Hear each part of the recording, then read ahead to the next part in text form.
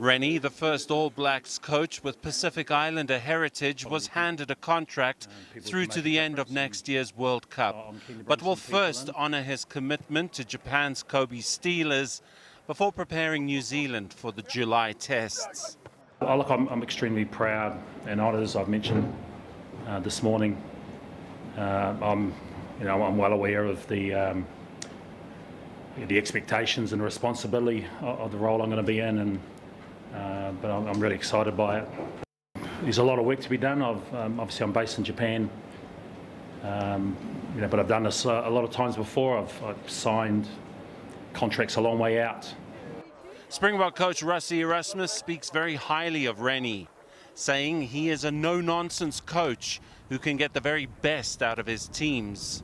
As a South African coaching against him, his teams, and I think he might get it right at test match level, but as far as I understood, he had no mercy for guys. Not in a bad way, like driven to get the guys ready for Saturdays. And I think they even call it Rennie's time or Thursday, something like that, where they had contact on a Thursday prior to matches. So can you do that in an international squad? I think you can, with the depth New Zealand have. The appointment puts an end to the speculation over Bok assistant coach Tony Brown's future, who is staying with the Springboks until after the 2027 World Cup. Rennie will cross paths with the Boks in rugby's greatest rivalry in August and September, a tour that Brown says all of New Zealand is waiting for.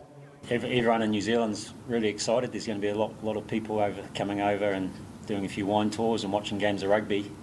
So the hype's there in New Zealand, and I know it's going to be here as well. South Africa's probably the greatest country to come to as a touring player.